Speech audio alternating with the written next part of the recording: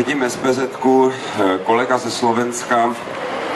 Zeptám se, je tady nějaký překladatel z češtiny na slovenčinu, protože přece jenom už je to jiný stát.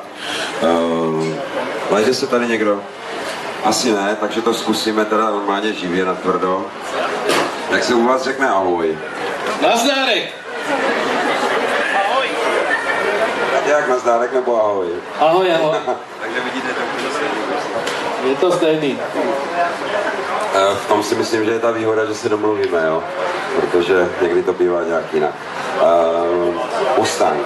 Rok výroby 1969. Takže 69, legendární doba, myslím si, že není k tomu co dodat. A tohle je... Hele, nemůžeš chvilku vykládat sám, vidím to, že jsi takový... Bys to zvládnul, takže já tě nechám povídat, děkuju. Děkuju pánu Bellingerovi aj za jeho chroma plameny, ktoré na Slovensku všetci odoberáme. Ale teraz by som chcel hovoriť o tom aute trošičku. Chyba, já se jmenuji úplně jinak. Áno. A pan Bellinger je opravdu, bych řekl, redaktorem tohoto časopisu, Fajn.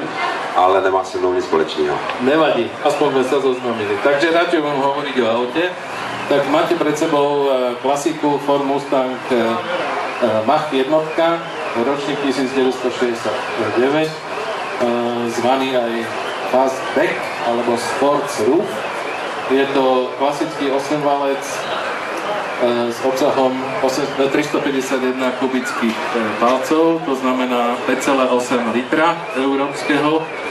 Vnútri je osadený štvorkomorový karburátor Holley. Prevodovka je štvorrýchlostná mechanika. Je to dosť rýchle auto. Ja som si vybral tento model, lebo sa mi vždy páčil. Ja som tej zásady, že každý, aby si kúpil to, čo sa mu páči. Všetky auta sú pekné. A to auto som si doviezol z Ameriky, tak ako ho vidíte, pretože nie som obdarený takým talentom, aby som si dokázal zo starého auta urobiť také niečo krásne. Viem, že kolegovci v Česku to dokázali, v jednom takom peknom klipe som ho videl s Rianou. A ako hovorím, toto auto som zháňal v Amerike 1,5 roka, kým sa mi to podarilo. Podarilo sa mi to aj vďaka tomu, že to máme kamarátov Mustang Club of America. S nimi sme to konzultovali a poprosil som, aby sa išli na to auto pozrieť aj s ťahačom a že keď bude dobré, tak aby mi ho kúpili a naložili a predtým sme ešte telefonicky sa spojili a sme hovorili, že áno, že to je ono.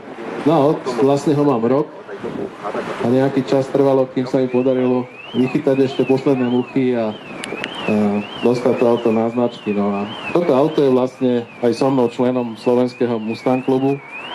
A už je nás 34 a stále pribúdame. A minulý týždeň sme mali taký slovenský zraz, druhý oficiálny zraz Mustangov a musím sa poďakovať aj našim kolegom z Moravy a Česka, že sa boli pozrieť so svojimi krásnymi autami a mali sme tam jeden veľmi pekný deň. A končil večer s ohňostrojom. Tak neviem, či je toto dosť, ale dúfam, že ste mi všetko rozumeli. Ešte stále. Takže nepotřebujete asi překladatele, je to všechno jasné. Já se dívám, že tady máš červenou nálepku, tam je napsaný pohár, to znamená, že semka ještě přijedeš jednou a odvezeš si asi... No něco si odvezeš, no. Já se těším, fajn, dobré. Jo? Okay. Chtěl jsem se zeptat, ty máš bílé značky, to jsou veteránské značky, nebo to jsi doma vyrobil, nebo ti je někdo půjčil, nebo... Chcel som si ich vyrobiť doma na kolene, ale to by nám naši policajní príslušníci asi nedovolili. Myslíte, tí, co chrání a pomáhají u nás? Áno, áno, to protect and to serve, alebo chráň a pomáhaj. No tak sa nám to nejak podarilo tam potom, ako že sme prešli cez technickú kontrolu, keďže tie auta sú perfektné a sa nám podarilo získať po nejakom čase značku. Normálne má biele značky na tom aute. Vidíte, na Slovensku je všechno.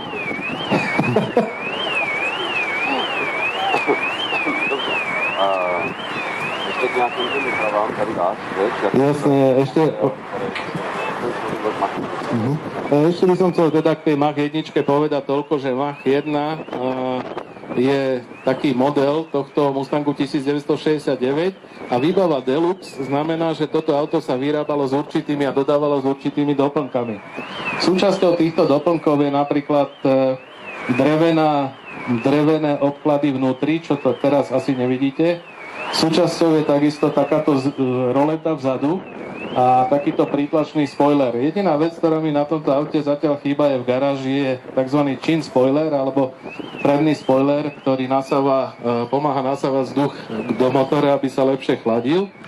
A súčasťou tej výbavy Mach 1 sú vlastne tieto reflexné pásy, ktoré sú po bokoch vozidla, ktoré sú na konci, zozadu, na kufri. A takisto mám tam vnútri, to tiež nevidíte, športovú riadiacu páku od firmy Hars. Takže toto auto, to bol môj zámer, že chcem mať auto, ktoré mať v takom istom stave, ako vyšlo pred 40 rokmi z výroby. Nechcel som tam urobiť žiadne zmeny, ale udržiavať si ho ako originál, čo sa mi zatiaľ darí a nechcem na tom meniť nič, len ho udržiavať v pôvodnom stave po zreštaurovaní a nech slúži, ako dlho sa to len bude dať. Takže asi toľko k tej výbave. Ja bych ti poděkoval. A ja ďakujem pekne.